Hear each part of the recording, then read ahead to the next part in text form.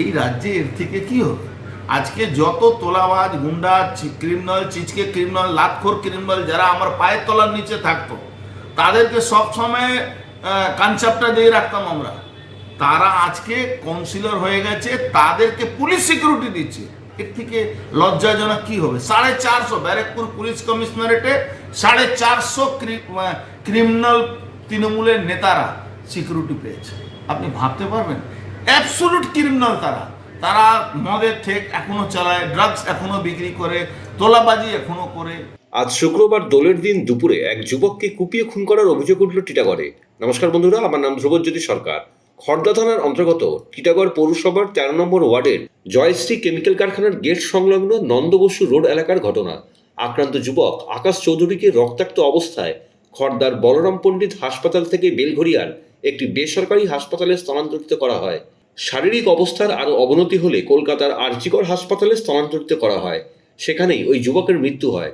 স্থানীয়দের দাবি, পুরনো বিবাদের জেরে এই ঘটনা ঘটেছে। অভিযোগ, পুরনো ঝামেলার বদলা নিতেই এদিন পবন নামের এক যুবক সাঙ্গপাঙ্গদের নিয়ে ওই যুবকের ওপর চড়াও হয়।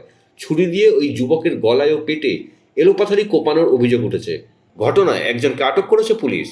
মারছে তৃণমূল, মরছে তৃণমূল, লুটছে তৃণমূল, যার লুটছে সেও তৃণমূল। ব্যারাকপুর হলো শিরোনামে। কেন?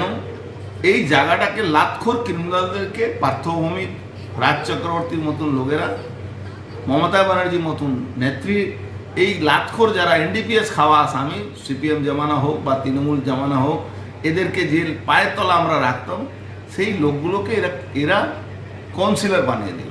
তারা তোলাবাজিতে ছাড়া এদের তো কোনো কাজ নেই। এখানে বিষ্ণু সিংয়ের লোক খুন হয়েছে। বিষ্ণু সিং একটা তোলাবাজ, এখনও ওর তার শ্বশুর চুল্লু বাটি চালায়, ও ড্রাগস বিক্রি করে, রাষ্ট্রগুরু সুরেন্দ্রনাথ কলেজে, সে আবার আইনটিটিউসি নেতা আছে। আর মেরেছে কে? বিকাশ সিং ইলেকট্রো স্টিলে ঠিকাদারি করে ওখানে যতগুলো ইলিগাল কাজ আছে সব করবে। এই বিকাশ সিং আর এর বিষ্ণু সিংয়ের লড়াই, জয়শ্রী কেমিক্যালে কে ঠিকা নেবে, এর জন্য এই লড়াইটা শুরু হয়েছে। এর মধ্যে রেসারেসিতে খুন হচ্ছে। এখন যে অবস্থায় চলছে পশ্চিমবাংলা, বিশেষ করে ব্যারাকপুরে আমি কথা বলছি, এখানে তো পুলিশিং বলে কিছু নেই। পুলিশ তো নেই এদের কাছে। আমি বলছি পুলিশকে 2 ঘন্টা ছেড়ে দিন না, পুলিশ তো পুরো বাংলা ঠান্ডা করে দেবে। কিন্তু এরা পুলিশকে ছাড়বে না কেন? এই পুলিশ আর গুন্ডা সমীকরণ নিয়ে তো পশ্চিমবাংলা ক্ষমতায় আছে মমতা ব্যানার্জি। তো মানুষ কি হবে এ তো তার জন্য মমতা ব্যানার্জি চিন্তা নেই। বালি চুরি যারা করছে, বালি মাফিয়ারা পুলিশকে পিটিয়ে হসপিটালে পাঠিয়ে দিচ্ছে। এর থেকে লজ্জাজনক কি হতে পারে বলুন তো? পুলিশ যেখানে বাজি ফাটাচ্ছে, আপনার ভারত জিতেছে, সেখানে বাজি ফাটাচ্ছে। নিউজিল্যান্ডের বিরুদ্ধে ভারত জিতেছিল, সেখানে বাজি ফাটাতে গেলে পেটাচ্ছে থানা, মানুষ সাধারণ মানুষকে পেটাচ্ছে, সাধারণ ছেলেগুলোকে পেটাচ্ছে। যখন পুলিশ ওখানে যাচ্ছে, পুলিশ ইন্সপেক্টর মার খাচ্ছে। এই রাজ্যে এর থেকে কি হবে? আজকে যত তোলাবাজ গুন্ডা ক্রিমিনাল চিচকে ক্রিমিনাল লাতখোর ক্রিমিনাল যারা আমার পায়ের তলার নিচে থাকতো তাদেরকে সবসময় কনসেপ্টটা দিয়ে রাখতাম আমরা, তারা আজকে কাউন্সিলর হয়ে গেছে, তাদেরকে পুলিশ সিকিউরিটি দিচ্ছে। এর থেকে লজ্জাজনক কি হবে? 450 ব্যারাকপুর পুলিশ কমিশনারেটে 450 ক্রিমিনাল তৃণমূলের নেতারা সিকিউরিটি পেয়েছে। আপনি ভাবতে পারবেন? অ্যাবসোলুট ক্রিমিনাল তারা।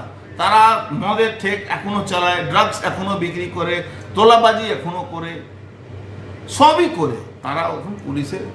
এখানে অবস্থাটা ভীষণ খারাপ। এখন মানুষ অপেক্ষা করছে কবে এই সরকার যাবে।